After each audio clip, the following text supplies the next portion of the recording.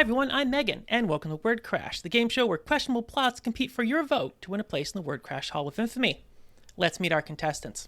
He's a writer and podcaster with a passion for fantasy and a degree in medieval literature. Please welcome the author of A Drowned Kingdom, P.L. Stewart. Hey everybody, how you doing? Thanks Megan for having me. Next, he's a big kid at heart who's always on the hunt for his next vintage collectible, the author of The Grandfather Chronicles, Sean Bell. Awesome to be here, Megan. It's a pleasure. Thank you very much for having me. No problem. Well, nothing left to do but get to it. Let's play Wordcrash. Watch out, this is what happens when worlds collide. It's time for character mash. Take two characters and mash their stories together. Sean, what do you have for us today? I took actually two of my favorite characters. I took Dana Scully from The X-Files, one of the best TV sci-fi series I ever watched, and I took Dana Barrett from Ghostbusters, and I combined the two characters together. And why I love to do this, because Dana Scully, who was partners with Fox Mulder on The X-Files, is always trying to debunk the idea that the paranormal exists, that there's a science behind everything. And Dana Barrett, the character from Ghostbusters, is possessed by a demon. So I love the idea of these two characters kind of fighting. I can see this character on a case with Mulder trying to debunk him and say to him that sci-fi doesn't exist. There's science to everything. Paranormal is overrated. And behind the scenes, she's possessed by this demon. So I think it would be kind of funny to see her trying to play that role. Well, interesting. Let's hone in a little bit on this character. Is she still an X-Files agent? Yes, she would be an X-Files agent, so she would have episodes of being possessed. She'd be putting on this act with Mulder while she's working on this case, and then behind the scenes, the demon would kind of be taunting her, saying, hello, like, I'm here, the paranormal exists, and then she'd be trying to convince Mulder and the world that demons don't exist. So yeah, she's definitely still an agent with the FBI. Okay, great. Now, PL, what from Dana Barrett can we take besides being possessed by a demon? You know, there is no Dana, only Zool. That's right. Besides Zool, besides Zool, what else can we take from Dana Barrett and put into Dana Scully? I'm absolutely convinced she's an alien. Like extraterrestrials exist, Dana is an alien. Her powers are all from outer space, and she has been sent here to observe humans, assimilate them, and eventually bring them back to her home planet. Absolutely. So wait a minute. She was an alien that was supposed to take people back, but she's also possessed by a demon. Is that where you're going with that? The whole thing is demons don't exist. They're aliens, right? People have these conceptions of gods, you know, just like everybody thinks, okay, you know what? How did the Egyptians create the pyramids? Everybody says that they didn't have the technology. A lot of people with ancient asteroid theories suggest that it was aliens that give them the technology. So I believe that Dana she's an alien. Demons, it's simply what people believe are demons are really aliens. That's what we're worried about here. Sean, in Dana's head, does she conceive of this as a demon and not an alien? So did PL just give us the big twist at the end? Yes, I love that idea. I think, yeah, she's definitely an alien, because Mulder's ultimate goal as an FBI agent is to prove that the truth is out there, that aliens exist. And he's trying to find this alien. He's trying to prove to himself, to the world, to all his colleagues that aliens exist. And little does he know that his partner's an alien. She's right there. She's helping him on cases. And this alien that works with him has seen everything. She knows the truth. She knows about these unsolved mysteries. She knows how the pyramids have been created. She knows that aliens walk among us. And yet she's there watching Mulder completely try and out her, but she already knows all the truths. I love that twist. That would be a great X-File. Can you imagine if that's how it ended? Like, Dana Scully is an alien, and she's worked with Mulder for all these years. Like, think about that. Think about when Mulder lost his sister when she was abducted by aliens. Mulder confided in Scully. Like, Mulder loved Scully, confided in her. And the whole time she's an alien. She knows where Mulder's sister is. She knows what happened to Mulder's sister. She knows all the deep and dark secrets. And she's watching Mulder just spin his tires. I love it. Can we make the alien race the Zool? Bring it back to a little bit of that Ghostbusters? The civilizations like Zool and Gozer, right, are quite sophisticated. They've been around for millennia. They've been here before. People have worshipped them. They've built statues. Definitely. I think Zool could easily be an alien. He definitely looks like an alien, yeah. Fantastic. Does Dana know the whole time that she's an alien? Or can we have something where she's a sleeper agent? There's this persona, it's Dana Scully. She's honestly doing what she thinks she's doing. And in her mind, she's got this demon, which is really just that voice, that real her underneath. If we were going to tell this story, we'd want that to be the twist at the end. So how do we start? What's our first indication to the audience that something isn't completely right with Dana? I think she has these moments, these temporary lapses in time. She might fall asleep and wake up somewhere and not understand how she got there, not understand why she's done something. I think especially before she started working with Mulder, she was a doctor, and maybe she couldn't solve a case. Maybe she was trying to work on a patient, and she would wake up and the patient would be fine. So there are parts of her story that are unexplained that I think she wants to figure out but can't figure out as they're happening. So as she continues Mulder's journey, she's also continuing her journey as to what she's capable of and how she came to what she is, how she became this alien.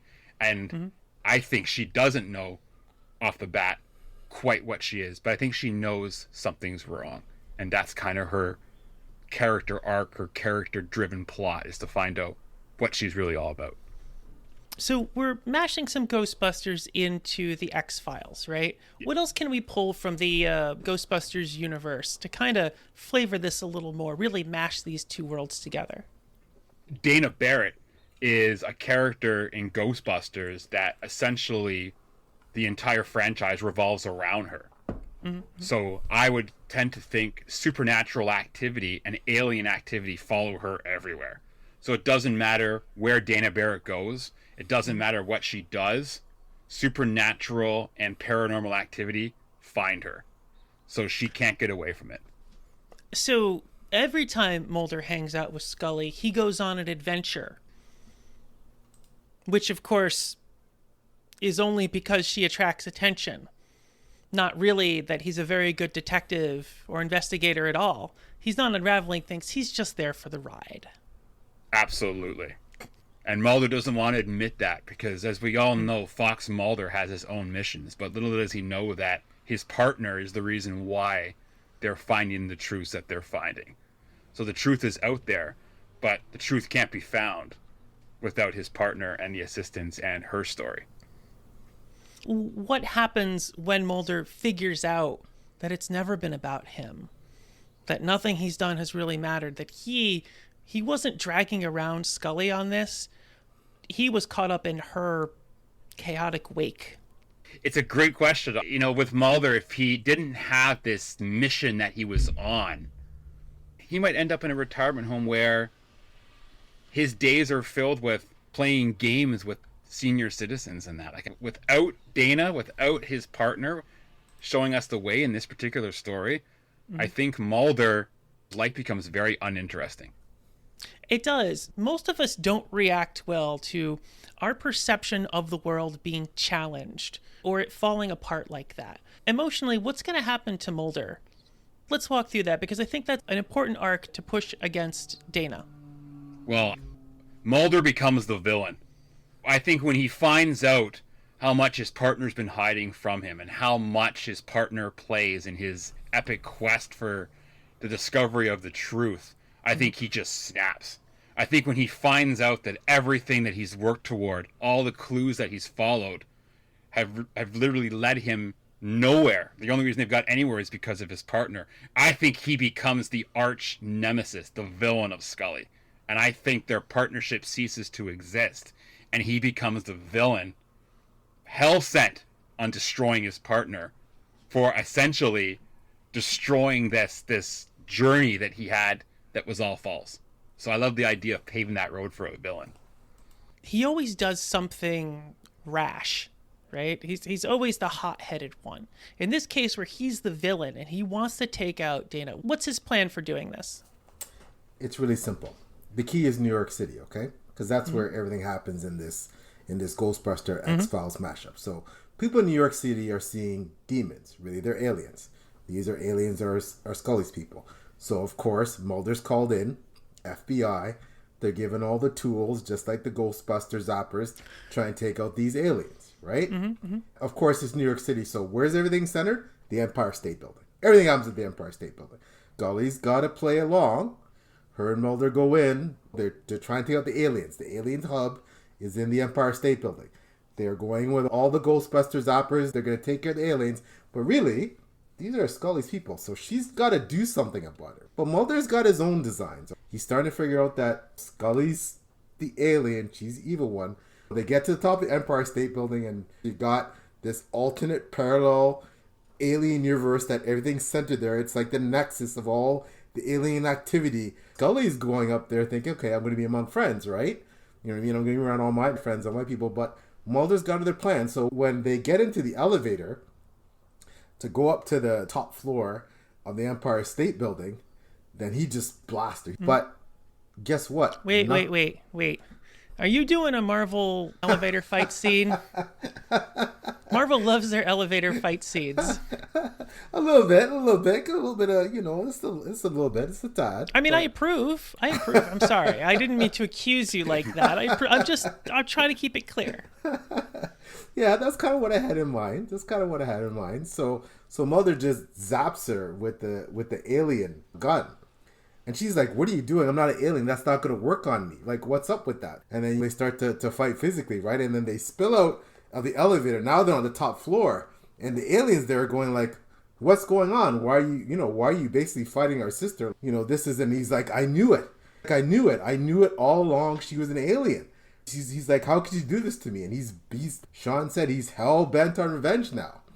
So now she's got to convince him, listen, you know what? It's in the best interest of humankind that you keep this secret, okay? Like, people think that there's demons out there, and they think we've been sent to take care of these demons. So up here, we've explained everything to you. We're benevolent. We're not trying to destroy humankind. We're trying to enlighten them and bring to a higher level of consciousness, higher level of technology. And he's like, I ain't having it. So then he starts to try and blast his way out of there. Because the thing about Scully is that she is alien, but she's not full alien. That's why the blast doesn't work on her.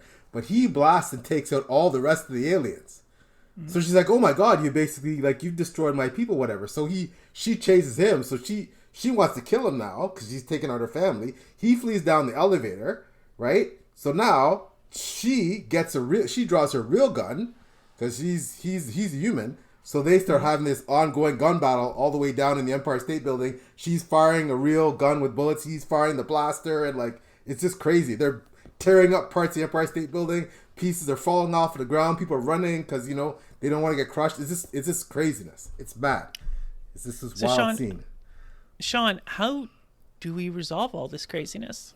How do we resolve this craziness? Not to put you on the spot or anything. I think the alien finds its way out of Scully during this massive firefight, this scene. It senses that Scully is going to be destroyed. It senses that Mulder is so evil. He is just, everything that was good about him is bad. And I think this alien, because this alien is another species, it wants to survive. I think it understands that if it stays in Dana's body, it's going to be destroyed. So I think what happens is the alien, during this fight, leaves Dana's body and finds its way into Mulder's body. So Mulder now becomes the alien. The alien that he was trying to prove that existed ends up becoming part of who he is. And I think in this fit of rage between these two partners, Mulder kills Scully and believes he's killed this alien with Scully, when in fact the alien has made its way inside him. And now the whole story begins again with these blackouts, and Mulder now has become this alien that he wanted to find so badly, and now it's a part of him forever. Oof, this has been ups and downs. Ending on a dark note, but I like it. I like it a lot. Does anyone have an idea of what we might name this? The Darker Files. I'm trying to think of something like the Alien Files. The Zool Files? The Zool Files? Yeah, there you go. I love the Chronicles of Zool. Chronicles of Zool. Chronicles of Zool or Gozer? Gozer. There you go. I like it. Gozer. Because it continues. It just keeps going, right? Yeah. It could just, this story can Yeah. just keep going. Like Chronicles what happens of with Gozer. Mulder now. The Chronicles of Gozer. I All love the it. goals I are- love it. I like it. I like it. Me I like too. it. Yeah. Now it's time for Secret Sauce, where our authors share a tip or strategy they use to keep the creative juices flowing. Sean, what do you got for us today? I'm a big believer, Megan, in keeping yourself inspired. My writing comes from people, memories, and moments that have helped inspire me. Everything you read in my books, in my short stories, relates to something that has inspired me, whether it was a trip to Egypt, whether it was a memory with my grandfather, whether it was meeting someone and learning more about them, whether it was learning something new that I didn't know before I started writing. I'm a big believer in continuing to be inspired and try and help inspire others. This inspiration sounds like you're pulling from real life experiences. Absolutely, Megan. I think I was always told, write what you know. There's always the opportunity to come up with ideas and be creative and use your imagination to expand. But I use a lot of real life situations and memories and moments, and I use that as my inspiration behind my writing. I create these real life situations, and then I turn them upside down, or I add elements to them to make them an adventure, to make them part of a fantasy story. But I love keeping realism there because it helps keep the story part of who I am always, and I love that. Fantastic. Can you give us, one example? Doesn't have to be complicated. Just something you experienced in real life that really fit into your book. I have an unbelievable relationship with my grandfather. I grew up with a single mom, so I didn't have a male role model. I had my grandfather for a short time, but I still had him as a young kid. And he inspired me. He taught me to be who I am. He inspired me to live life. He inspired me to be kind. He inspired me to always be appreciative of what you have, not what you want. He taught me that life is about experiences, and the more experiences you have, the better off you will be. And he inspired me to create my Grandfather Chronicles trilogy, and he inspired me to be the person I am today. That is amazing. To have one person who could do so much. I'm certain he'd be very proud of the things you've done. Thanks, Megan. Thank you very much.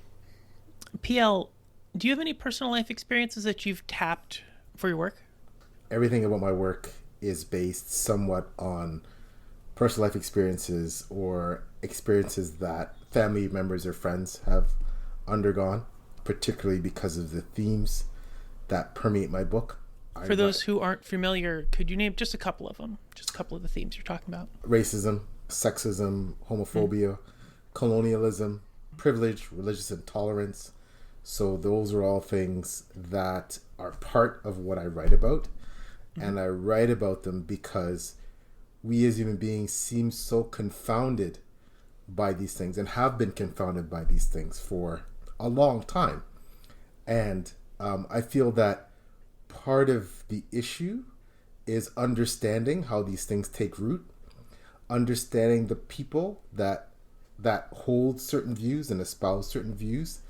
And I think what the biggest challenge is, and I always say this, what do you do with people that hold these views? What do you do with them? And what if the people that hold these views are a larger percentage of our human population that people want to admit? What do you do with these people? They're part of society. How do you address these issues? Can they change? To what degree can they change? Right? Can you quantify the change? And to what degree, if they can change, will that affect society? How quick does that change have to happen?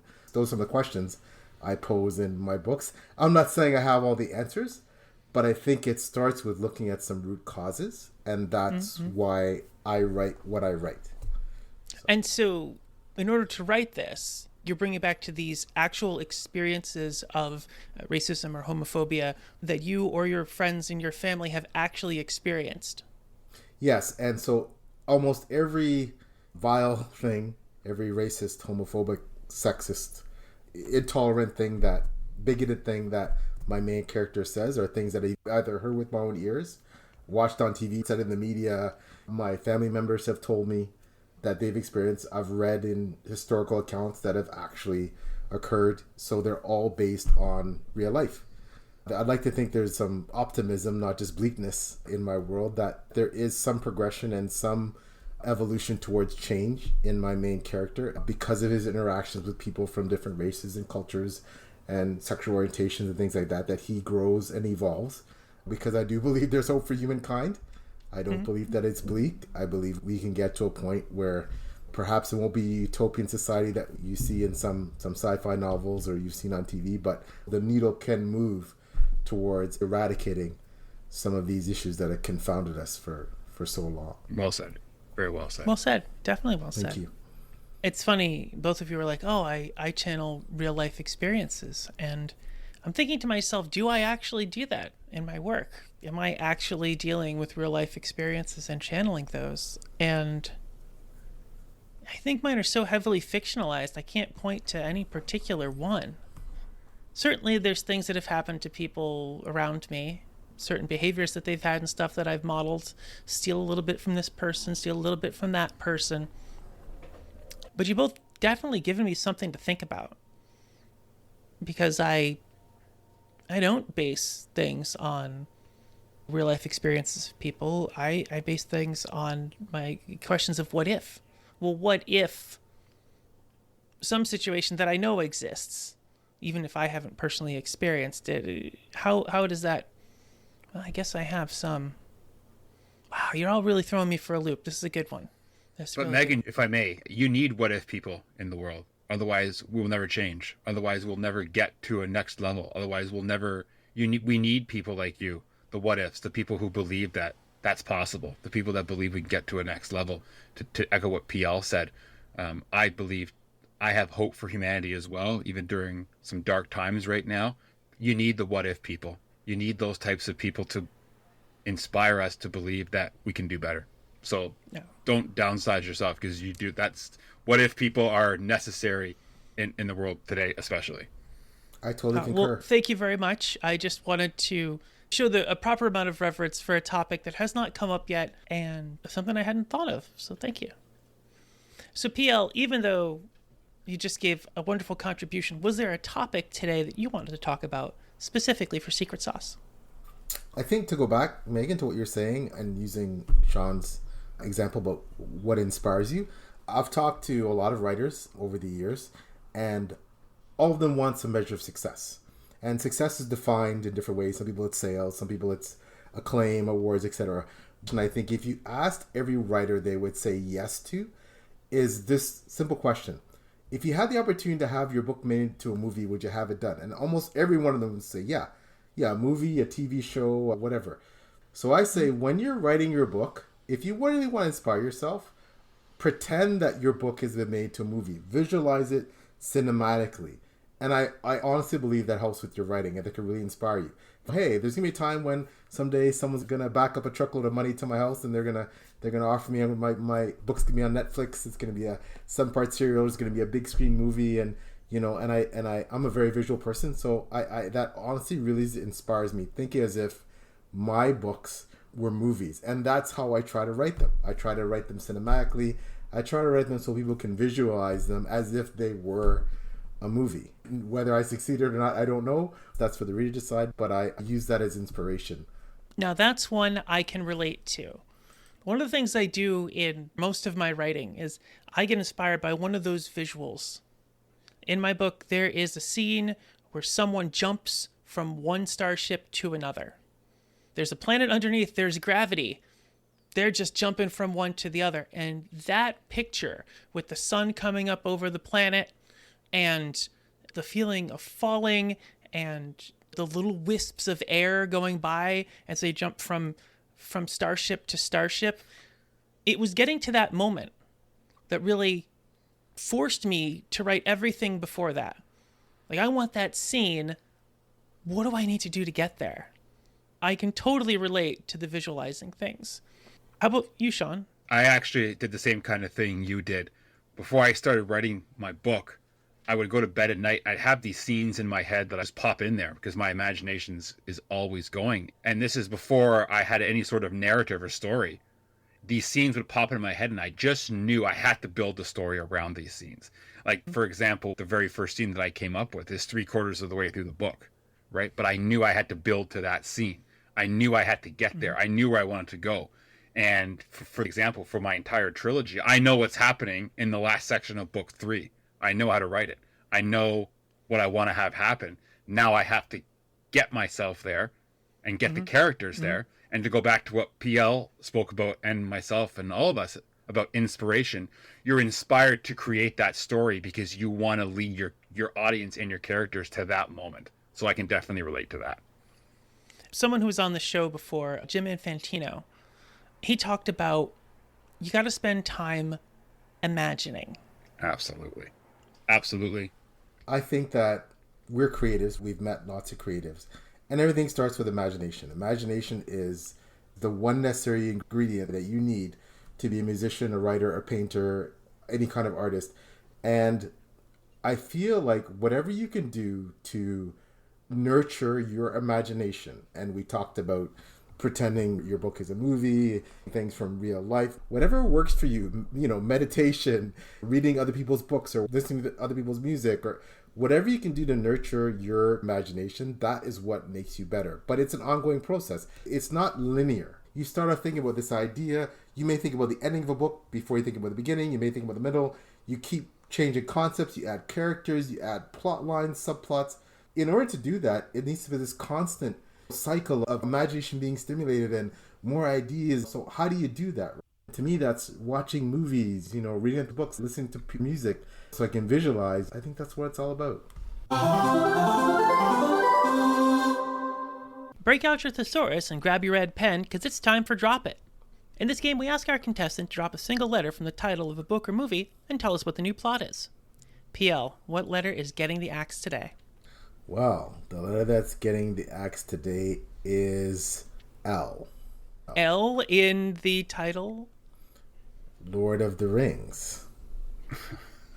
So what is Ord of the Rings? Ord of the Rings is basically about Ord. And Ord is a composite of 2 characters.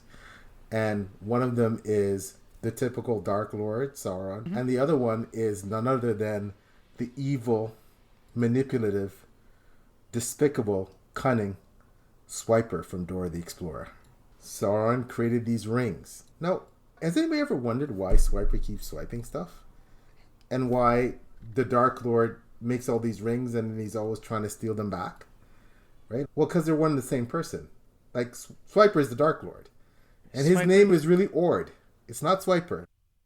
What kind of world do you see this Ord existing in? What is their typical day like now that we understand this about them? Lord of the Rings takes place largely in this uber dark, sinister world where a lot of it is about fighting against the Dark Lord. Right? If you look at Dora the Explorer, Dora's world is largely light, fun, and the only really bad thing is Swiper. So if you look at the 2 worlds, you realize that neither one of them are really an accurate representation of reality. It's got to be somewhere in between. It's a very realistic world where there's good and there's evil, and Dora isn't all nice, and the Dark Lord isn't all bad. And, it's a very realistic world where the typical day is really spent doing what you and I would do.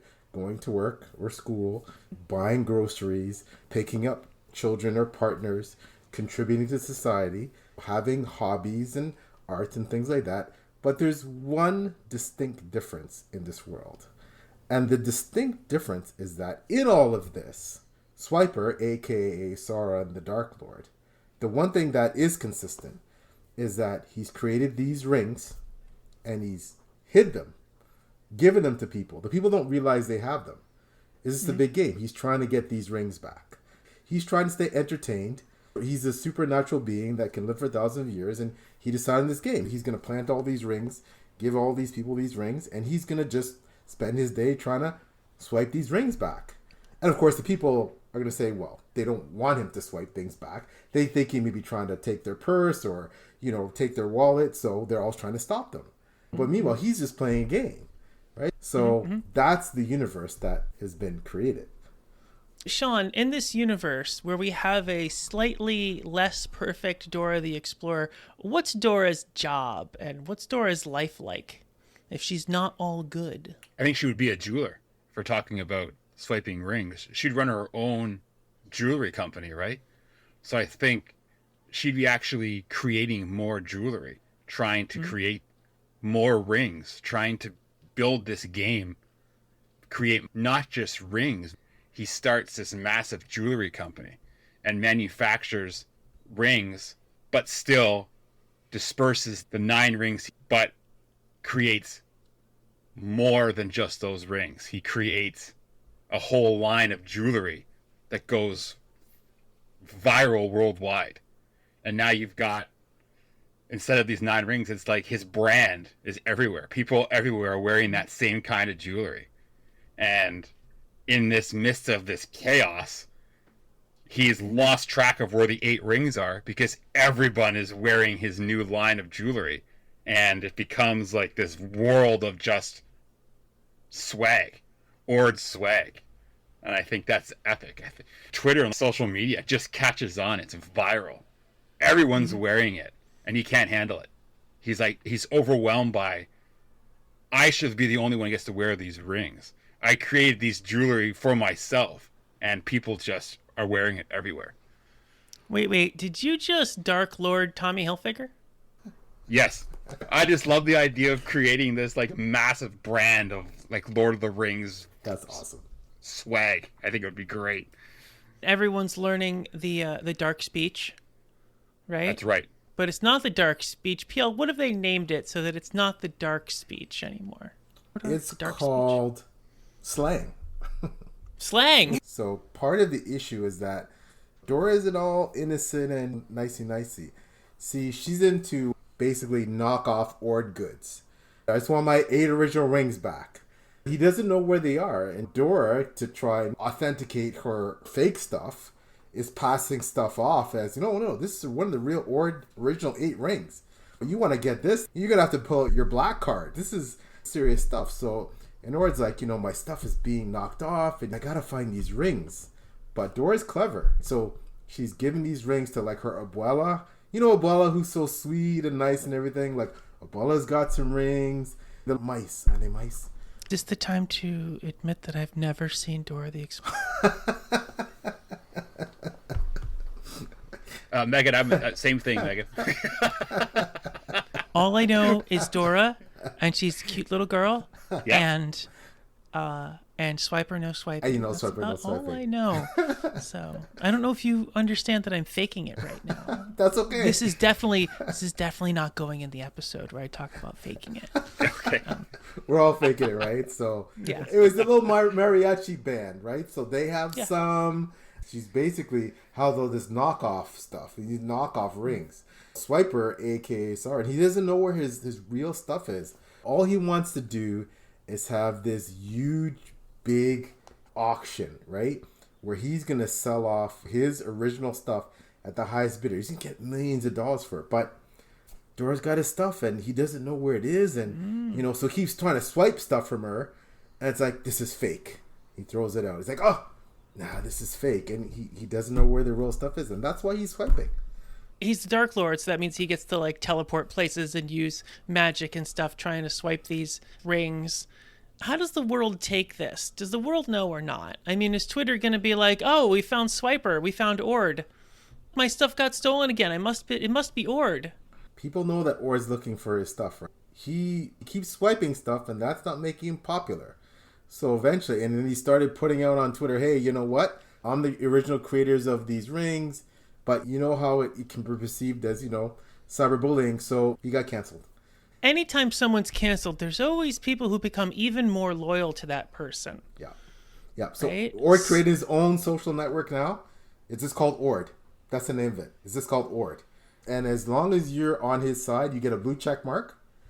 And you won't get a high-end ring, but with the package of joining Ord, you get a decently expensive ring to go along with that. Of course, he wants you to post pictures flashing his merchandise stuff.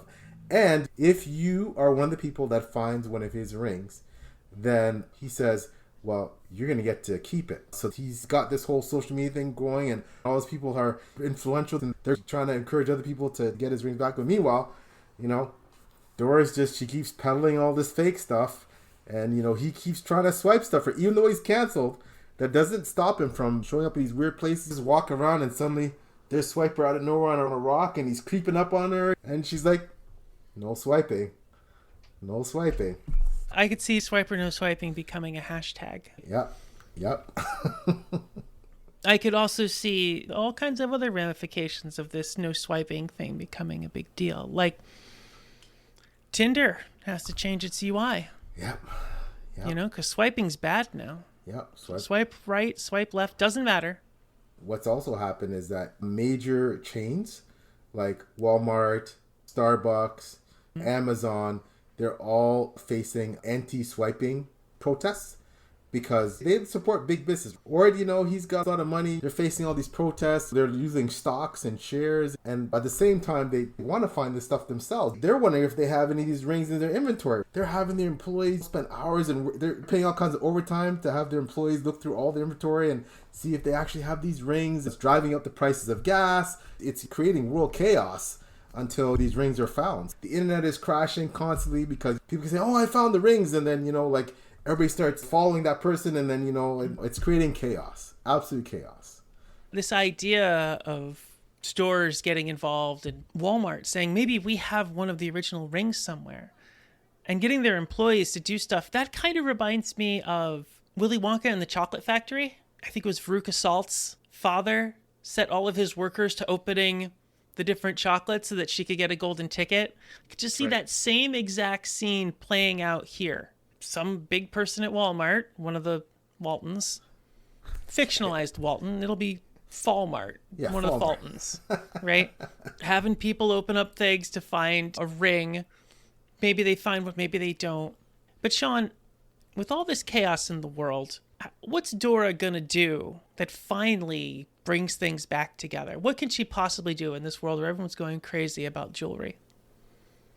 I think the only thing Dora can do is she has to challenge Ord.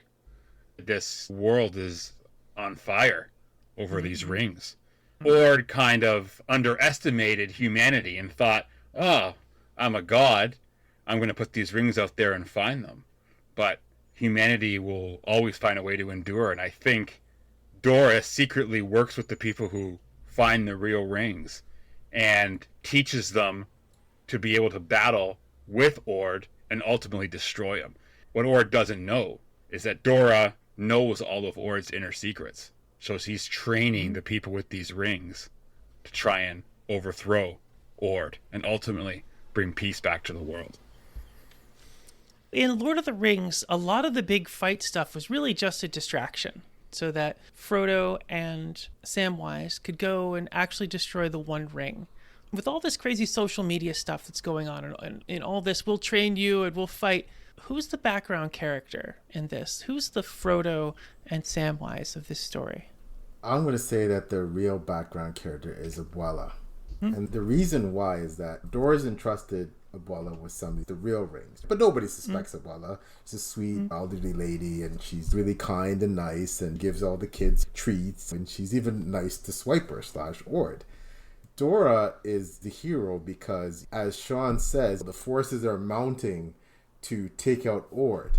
But Abuela doesn't believe in violence. She's a pacifist. She wants harmony and peace and, whatever. So she actually is the one that saves the day. First of all, she says, okay, listen, Ord, you can't have all your rings back because that would destabilize world markets. But I have one ring. So you can have this one ring on one condition.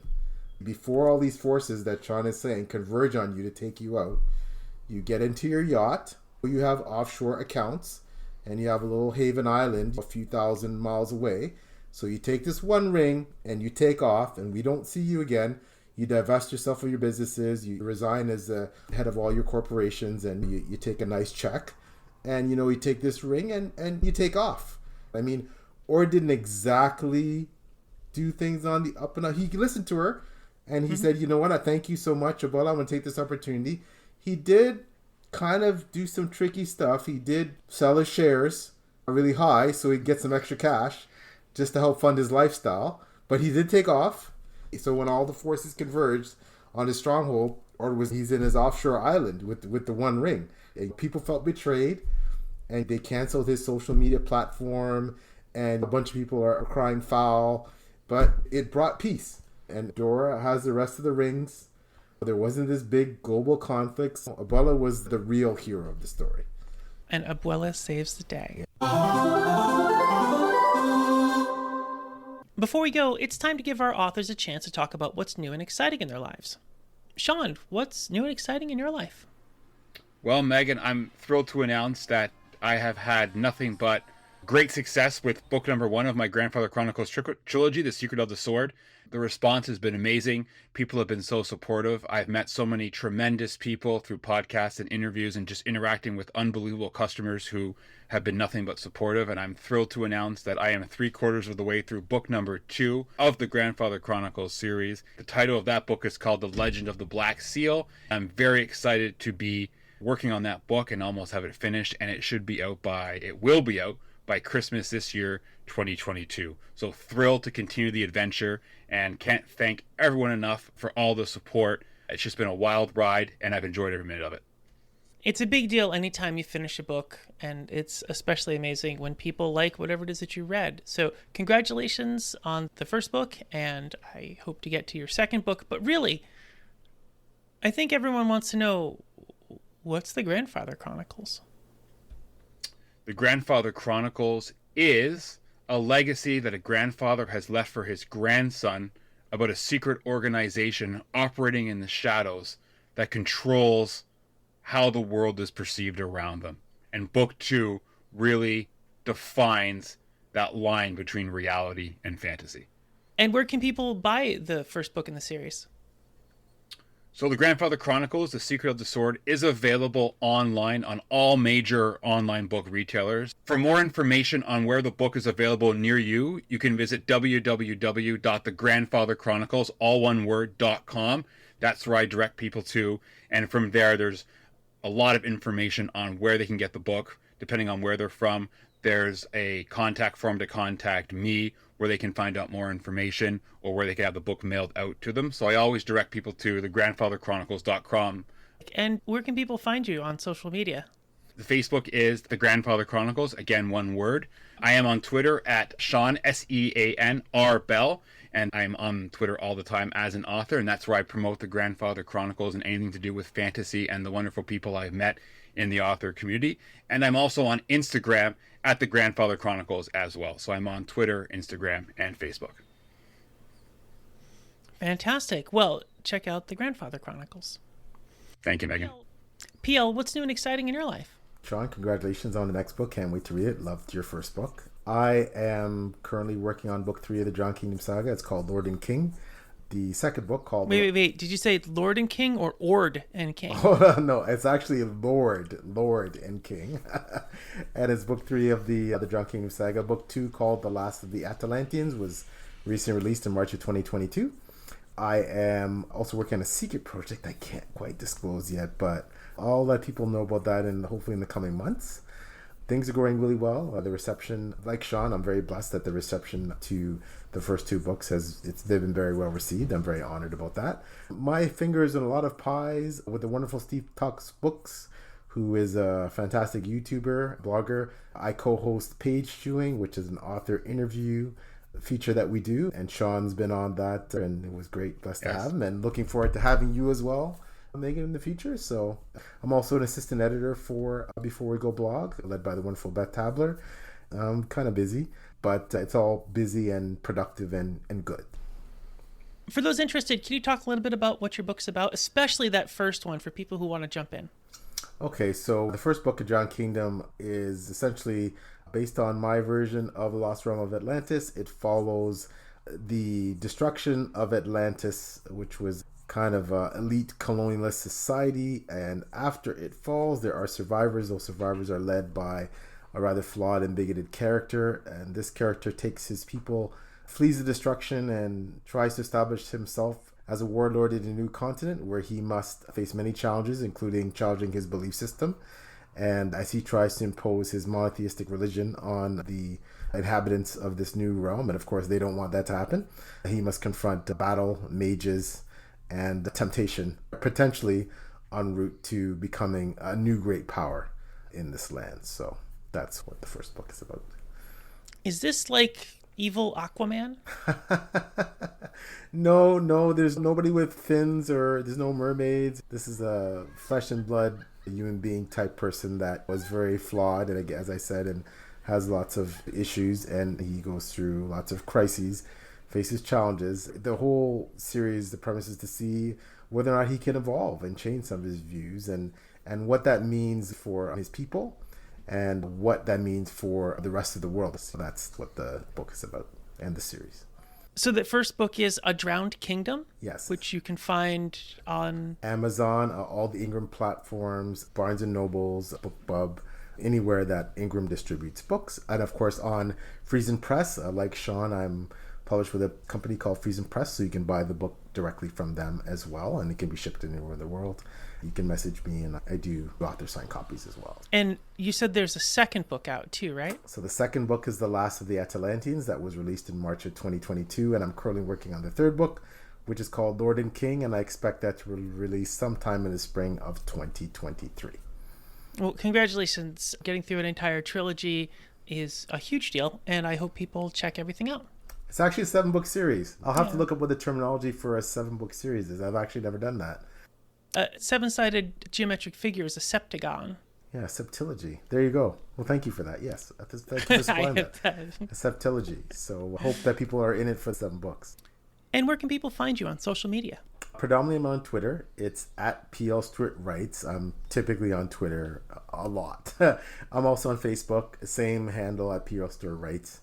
And on Instagram with the dots in between the PL Stewarts. But if you want to reach me, Twitter's the best place. My DMs are open. I love to hear from creatives. I love to talk writing and books and fantasy. And also check out Steve Talks Books YouTube channel for Page Chewing, which I co-host on his channel. Check out our author interviews. I think they're fantastic. We get to chat to creatives about writing and their books and their works. And I think it's a really interesting series. And we love to feature and promote authors. Thank you very much for inviting me to your podcast also. Sounds like it's going to be great. Oh, we're honored and excited to have you. Looking forward to it. So, which pitch deserves a place in the Wordcrash Hall of Infamy? Was it The Gozer Chronicles or Lord of the Rings? You tell us. Tweet us at Wordcrash Game and vote for your favorite story of the night. If you're listening on YouTube, remember to like and subscribe and get in those comments to tell us how you would tackle our questions today. Everything we talked about will be in the links below. Thank you for listening. I'm Megan, and this has been Wordcrash. Remind you to always get creative.